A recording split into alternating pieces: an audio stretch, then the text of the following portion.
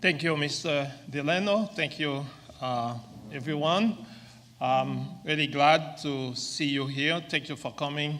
And I'm really glad to give you a short presentation of what the Lord is doing to the gospel ministry in Haiti.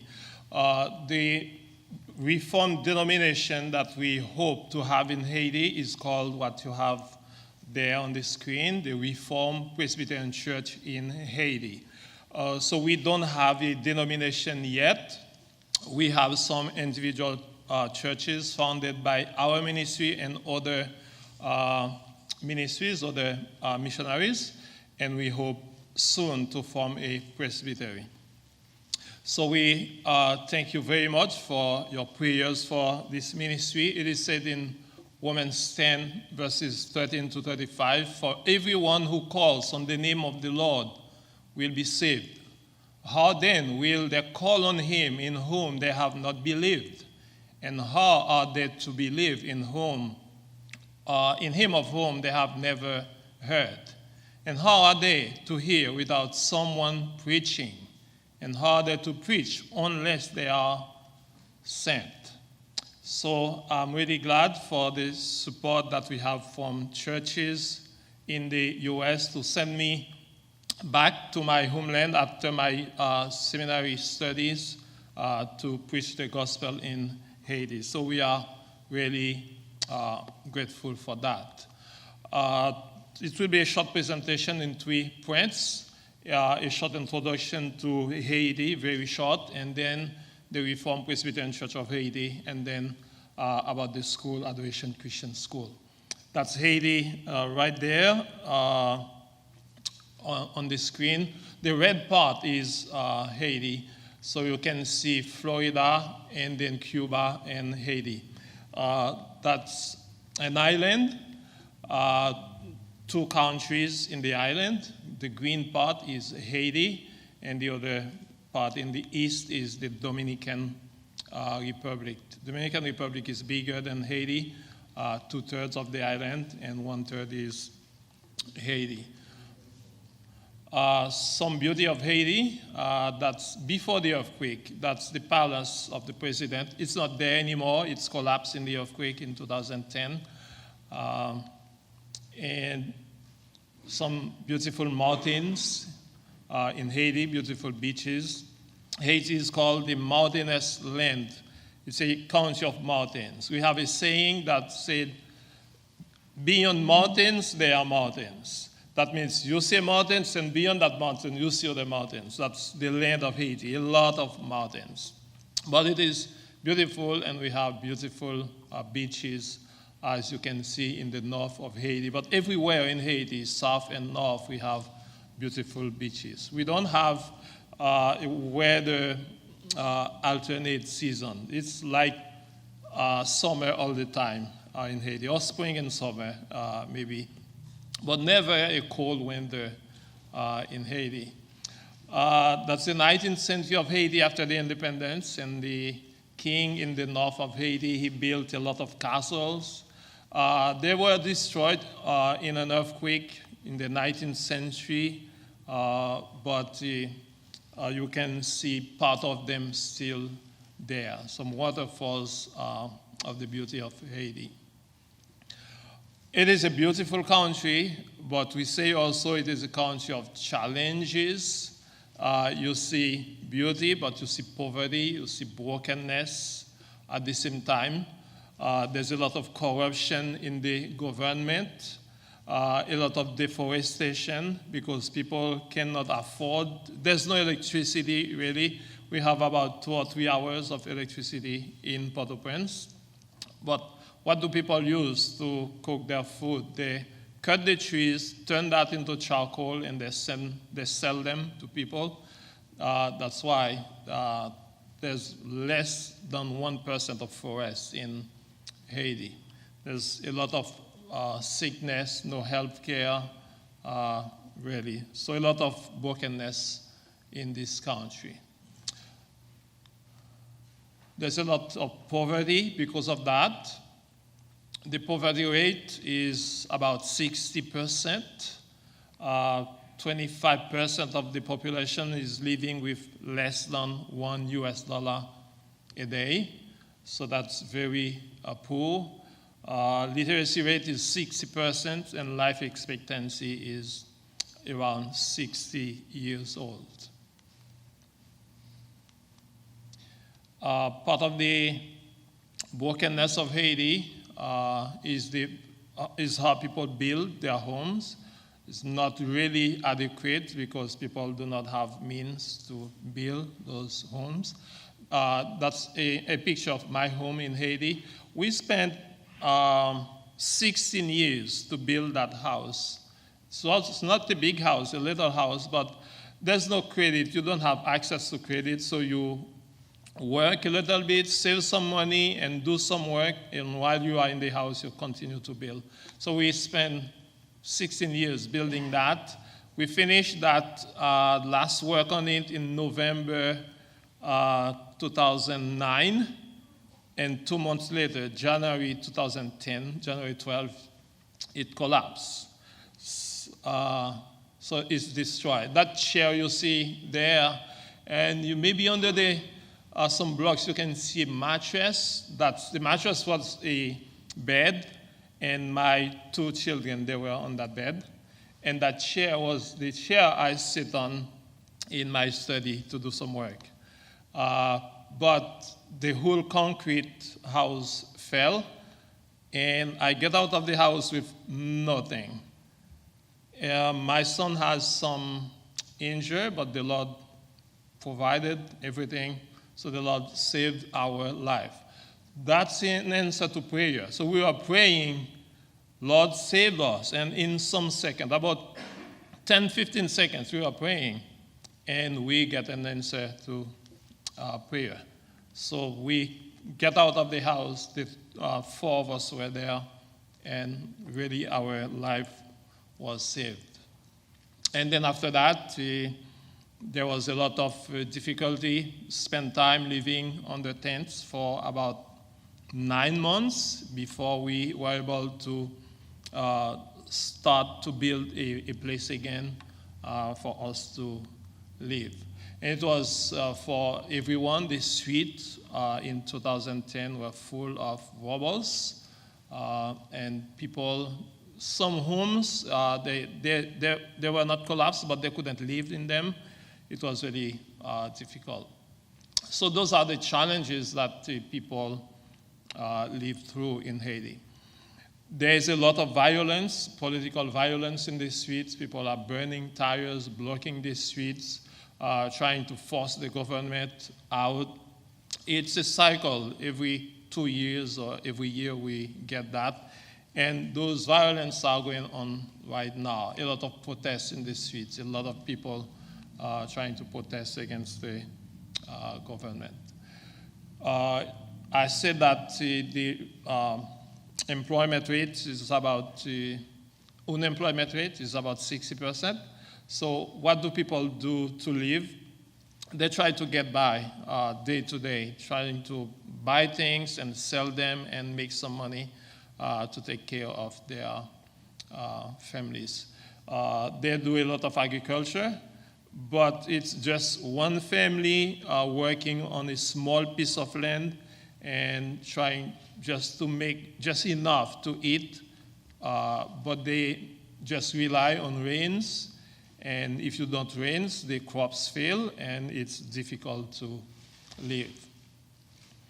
A bit of religion in Haiti. We have a lot of Roman Catholicism, syncretism, a mixture with Roman Catholicism and Voodoo. Voodoo is a religion that the people brought from Africa, so they worship everything. They worship trees or rocks or springs. They do ceremonies to the spirits. They go to trees and springs and worship there. They do animal sacrifice, things like that. And what that brings to the people, really, it brings superstition. It brings a lot of fear to people, a revenge mentality. It does not help the country, but it destroys community Uh, and my parents, that's my father in that picture, my dad and me. And the Lord took my family from those superstitions, from worshiping idols, and the Lord took them there and brought them to the faith. And now he's almost 99 years old. That's a huge blessing of the Lord, and he's still serving the Lord. Now, a little bit of the Reformed Presbyterian Church in Haiti. So that's in that country that the Lord calls me to preach the gospel. The Lord called me to go to seminary in the U.S. So I went to Greenville Presbyterian Theological Seminary.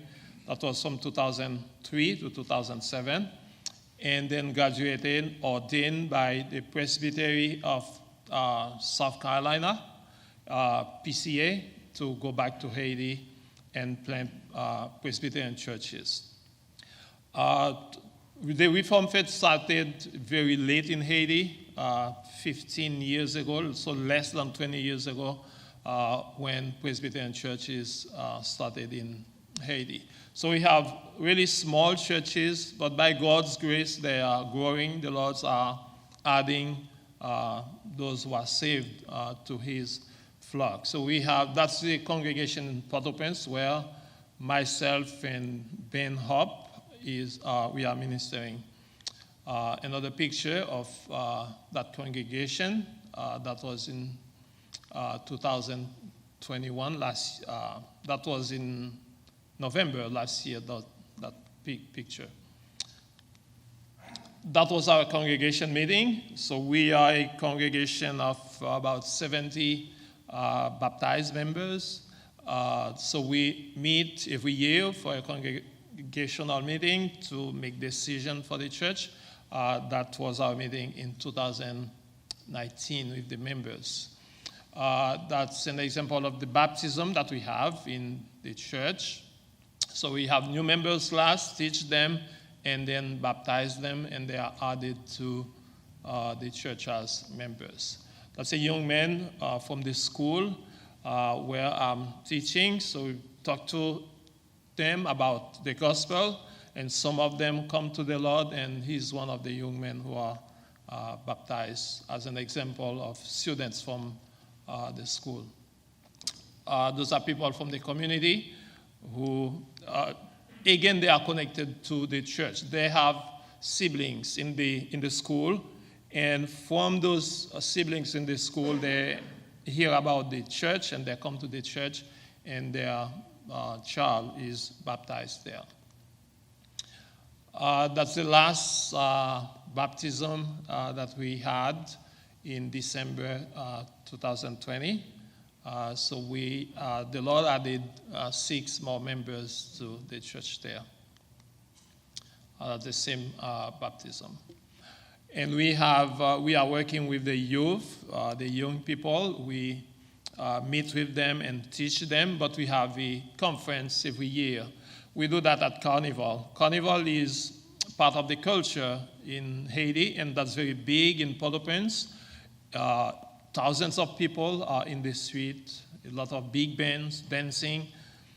So what we do at that time, we gather the young people, teach them Bible, teach them about worldview, Christian worldview, ask them to invite their friends who are not believers to come with them and to hear the gospel. So that was in 2019 that we had that gathering. And here's another gathering again that we had with those young people at those young youth conference. We do seminars for leaders. That's Pastor Harry Van Eyck from Providence Orthodox Presbyterian Church there in North Carolina. He went to Haiti and teach a seminar to our people. We do those seminars for people that we sense would be elders and deacons in the church, but other people come too, other members of the church come and hear the teaching of God's word. That's another seminar. but it's not in Port-au-Prince. This is in Lagonave. Lagonave is the island where Ben Hope, OPC missionary, is working mainly, but we are working together. That's him, myself, and a pastor visiting. I'm translating for him there, and he's teaching to pastors. So we have 2 churches on the island, but we invite other pastors from other churches there. They are not Presbyterian churches, those other churches, but they come and then they hear our teaching. They're not opposed to the Reformed faith, so they want to hear too. So that group outside of the building where we had the seminar there. We back to Port-au-Prince, and we have Sunday school in Port-au-Prince. We have Sunday school for the children and Sunday school for adults, for the rest of the church. So those are some of the children that we teach in Sunday school. We have Vacation Bible School for the children once a year during the summer for 1 week. So we have all the children from the church, but the children from the school also and around in the neighborhood, they come for 1 week for teaching in catechism, Bible stories, Bible verses. They sing, they play, so they spend the whole day for 5 days and they learn. So that's a picture just in front of the church there. If you can see the church east side, that's a tent. We are meeting under a tent. We don't have a building yet, but we're using that as a place to meet. Those are the leaders of the VBS, the Vacation Bible School. Those are from the church. They are young people from the church, and we train them so that they are able to teach the children in VBS. We hope with the churches, about 10 churches, to form a presbytery. We started about 2 years ago, meet with the churches, do seminars for them, and then we hope to start a presbytery. We are quite ready to form the presbytery, but we want also to have visitors from our supporting churches, like the church here, so that they can come and be there with us when we form the presbytery. But because of violence in the country now, we cannot do that. We get it on hold, and we hope soon that peace will come back to the country and we can form a presbytery, and that will be also the Reformed denomination in Haiti. That's another picture of the man there who participated in the seminar. We are doing translation ministry, and we are translating books, Reformed books, from English to French and Creole. These are a list of the books that we already translated into French. You can see there the Westminster Confession, the Catechism for Children. So they are in both French and Creole, and some others are only in French, like the Infant Baptism, John Sartre, like the Summary of Christian Doctrine. We took the book of Church Order from Uganda, and we translate that into French, and then we work on it to make it fit for Haiti. So I translate that also. And then last work that we are really doing, almost finished that, the Systematic Theology, the 2 volume by Morton Smith. We are reviewing it. It is already translated. And the Apostolic Church, which is it, talking about the church government, Presbyterian church government, that little book. Current work we are doing, we're doing Christian Baptism by John Murray, and another one that you will see soon. The Summary of Christian Doctrine, that's the title in French there, and it is already published. We have an agreement with the church in Montreal, the Reformed Church in Quebec, And what we translate, they try to publish them. Not all of them, but some they publish. And those books are useful to the church in the French world, in France, Montreal, Africa. So they are using them. So that's a little book by John Sartel, Infant Baptism, and it is published also. That's a book that I worked on it was in 2017. The anniversary of the Reformation was coming, and I hope to teach people about the Reformation, so we put in teaching for them there so that they can know about the Reformation. I worked on Bible curriculum to teach children and teachers the Bible, the Christian worldview. So I have now the whole curriculum for primary school, grades 1 to 6, and I'm working on the high school, middle and high school now, grade 7 to grade 13, to complete that. It's almost finished, so they have books up to grade 12 to use now. So the current project that we have, so we are finishing Murray, Christian Baptism, and we are finishing the Systematic Theology by Morton Smith, both volumes. And the next one, we are talking with the church in Quebec to do the Glorious Body of Christ, R.B. Kuiper.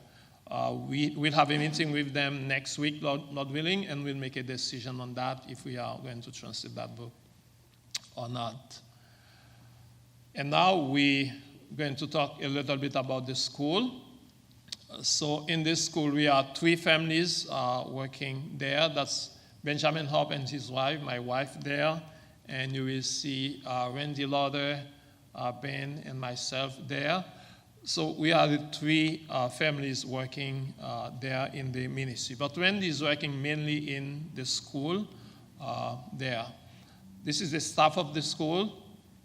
We are now 65 staff members, teachers, and everyone working in the school there. That's a gathering of the school in the morning. So they gather to sing and pray and raise the flag before school starts.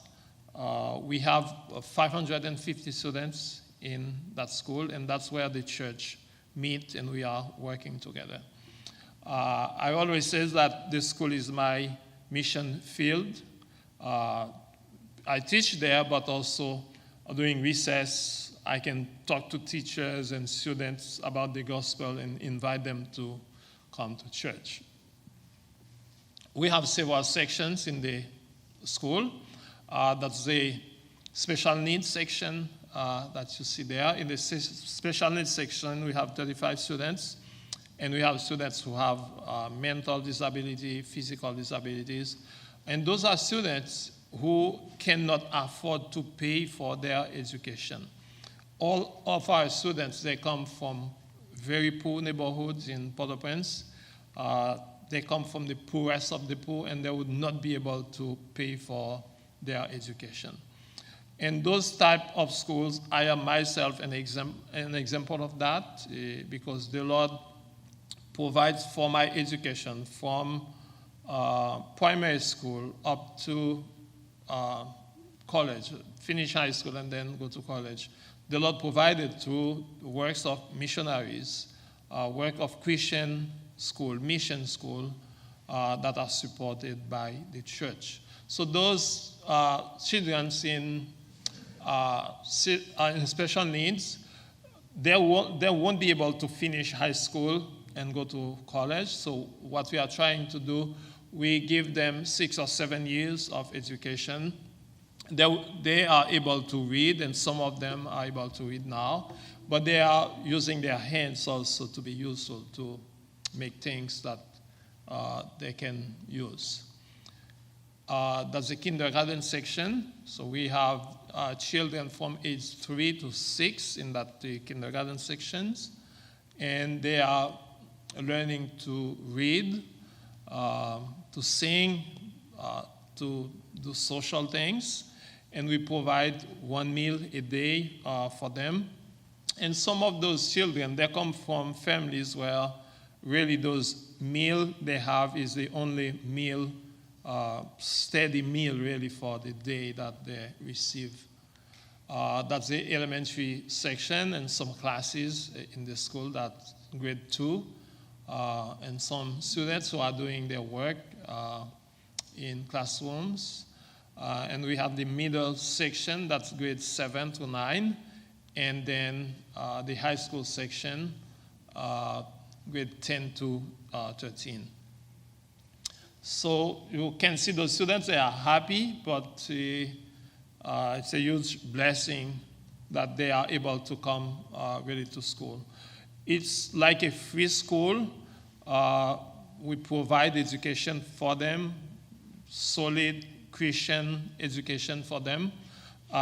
We started the school free, totally free, but as the years pass, we want the parents to be responsible for their children, and we want them to pay something.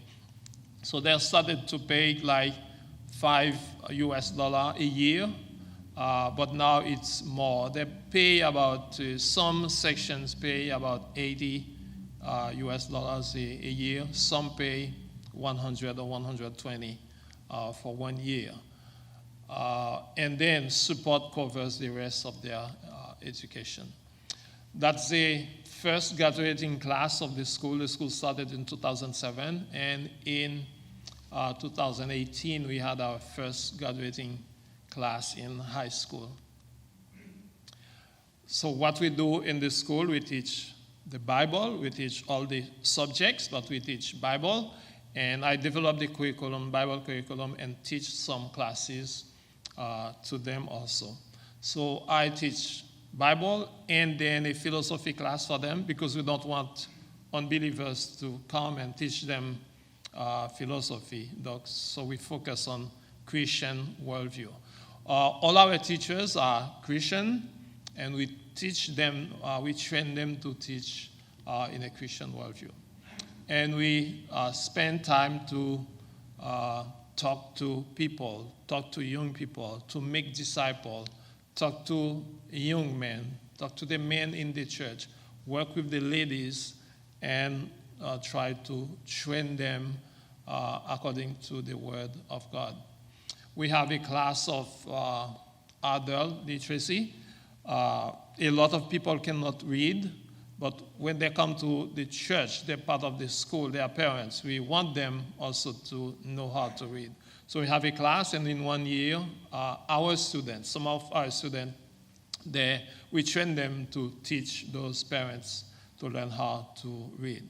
So we want our students to learn and to go and serve the community. So they receive and then give back to the community. So all the teachers in adult literacy class, they are students that we train to do that work. Students that we pay for them for education after high school. So those girls, they are in nursing school. Some we pay for to learn mechanic, to learn how to drive trucks, things like that, so that they can learn a trade and be useful. That's two other examples where I was teaching a Bible in the church and working in the church office there. We are helping the community, help people to serve the Lord. That's an example of wedding that we have. People who come to know the Lord, and they want to be members of the church, but they are living together. They were living together while they were not part of the church. And now they come, and we want them to be married. We help them, provide what they need if they cannot, and make those, perform those weddings for them. So every year we have weddings like that. That was when the country was locked down and people couldn't go to the street to get food. And time of COVID also, for some families who are really at risk, we provide kits and we give them food so that they have something to eat while they stay home. Those are examples of people from the church or parents who come to get food in the school. We receive work teams, so when the country is, when peace comes back, maybe your churches may contribute to come and help in construction. That's an example where we were building some classrooms for the school, but they are temporary classrooms, and we hope to build the proper schools when the Lord provides the means for that.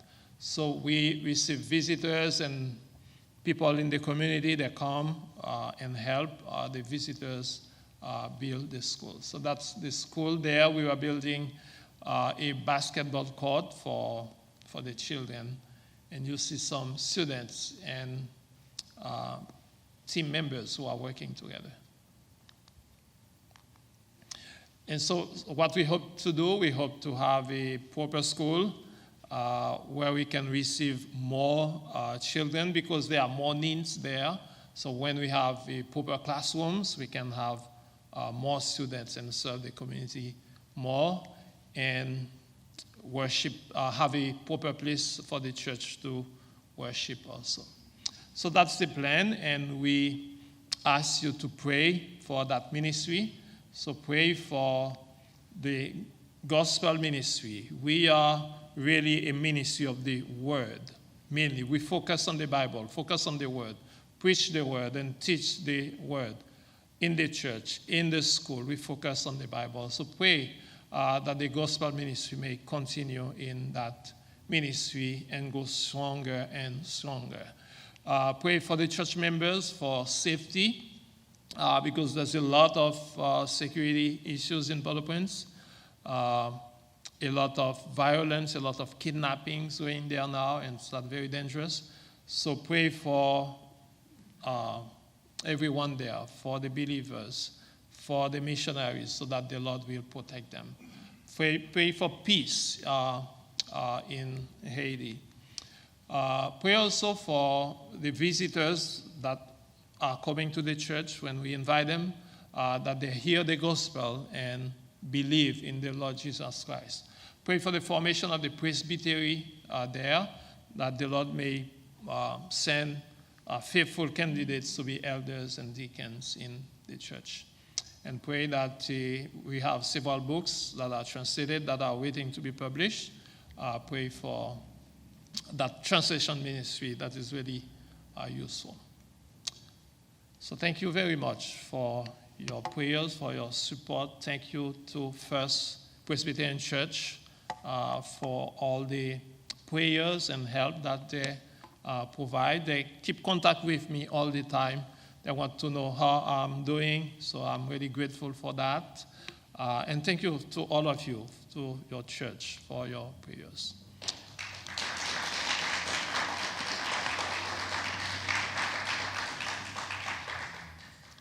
If you have some questions, I'm available to try to answer. Yes. Thank you, Pastor Delfils. Is your book on Reformation history, is that available in English? No, it's not available in English. It's in French. Yeah, because I know that there are a lot of resources in English, but in French, really, they are not. So it's in French. They are using it in Haiti, and now the church in Quebec, they are interested to publish that. They are working on that to publish it and then use it in the French world. Yes. I'm interested in the work about, more information about the work of forming a presbytery, and can you give a little more information about what that would look like? Would it be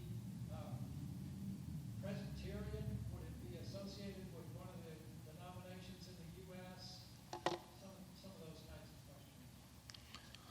We have about 10 churches, and they are Presbyterian churches. We have 4 missionaries working in Haiti. 3 of them are PCA and 1 OPC, and we are working together.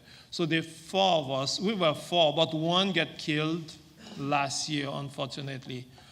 So we are three now, and we continue to meet together. And so each missionary, they are planting churches. And those churches, they train pastors to put in those churches. So the presbytery will be formed with all those churches. And it won't be an OPC or PCA denomination in Haiti. It will be the Reformed Church in Haiti, a national denomination in Haiti.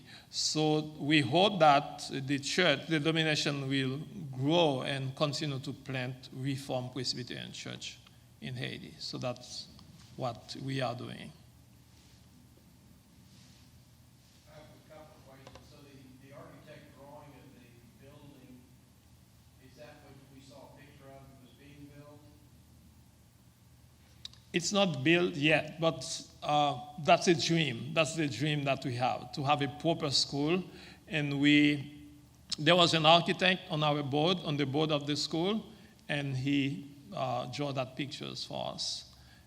So with 2 classes for each grade, so 2 grade 1, 2 grade 2, up to high school, so that we receive more students. Is it hard to get title to the land that you would build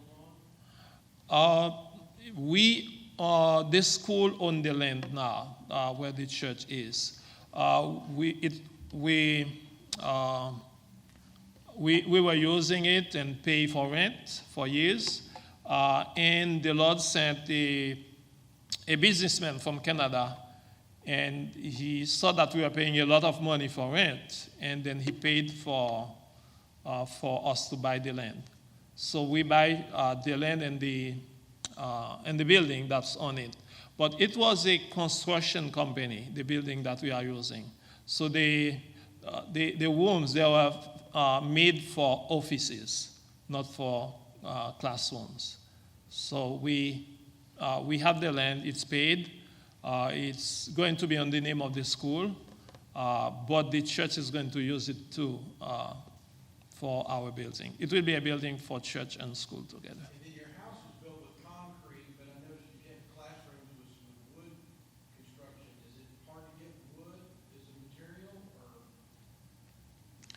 Yeah, wood is more expensive. We were building those classrooms in wood because we did not own the land at that time.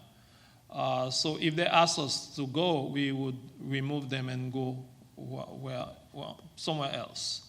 But now that we own the land, we can go back when we have a proper building.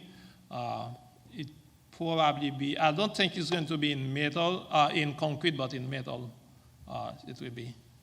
So maybe metal and concrete together.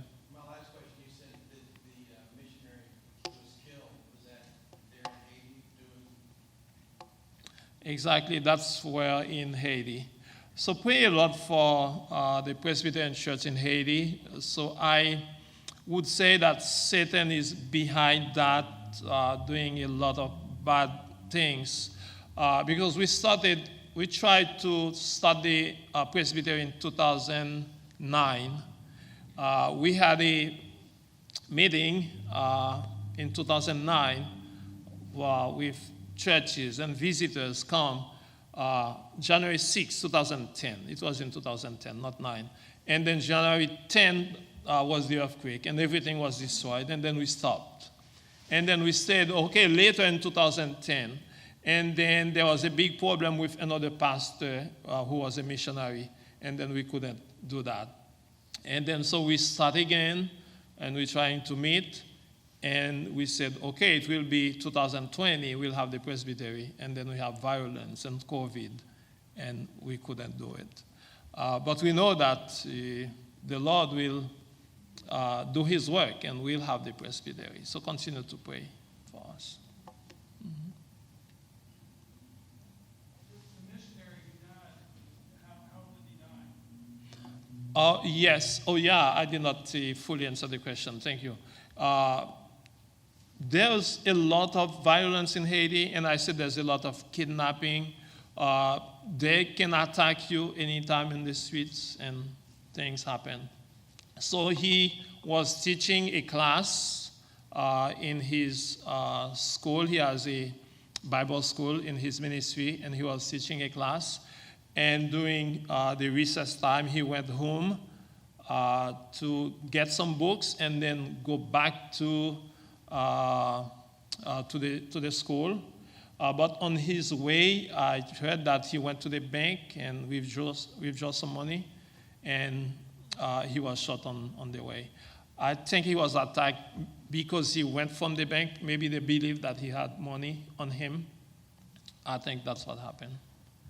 Yeah, but I'm not sure, but that's what people believe too. And the four missionaries, are they Haitian missionaries who've been trained elsewhere and sent back as we have, or were they foreign missionaries who were foreign nationals? Two of us are Haitian. The other one who was shot, he was a Haitian also. So the three of us were Haitian.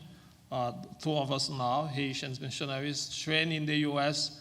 and planting churches in Haiti. And the other one is Benjamin Hope. He's a Canadian, U.S.-Canadian citizen, working in Haiti as OPC missionaries. What are the steps before you to organize a presbytery? What milestones or achievements need to be done, or accomplishments need to be done to form a presbytery? Is it building up the churches themselves? Yeah, as far as the government is concerned, I don't think there's a problem. The pastors needs to be certified by the government. So you are ordained and you go show your papers, credentials that you are ordained, and you are certified by the government. If not, you won't be able to do wedding or baptism, things like that. So they require that. And those, if the pastors are certified, so they can form the presbytery, it's not a problem. So we need to have the churches and then the elders, and then we're ready to go. So are those, there are 10 churches today, and do they each have a full memberships making them qualified in some way?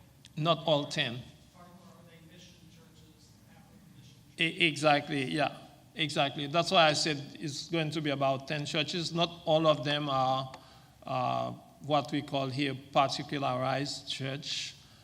Some of them are mission churches. There's only one man there. It's like a deacon. He's not ordained deacon, but I would say that he's qualified to be a deacon, not even a ruling elder. But that's the reality. There are no people there, no one else who can do the work.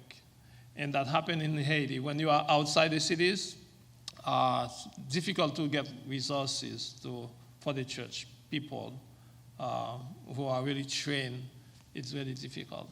The shortage is leadership? Shortage of leadership, yes, I would say so, yeah. Because of education, because a lot of people are leaving Haiti too, going outside, coming to the U.S. and stay, going to the Dominican Republic, to Brazil, to Chile. Yeah, they're leaving the country to go anywhere they can find. So that's the problem. But there's hope. We have a lot of young people growing up in this school and who are members of the church. I would say that there's a lot of hope there.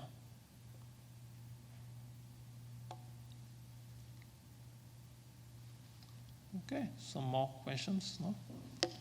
Thank you very much.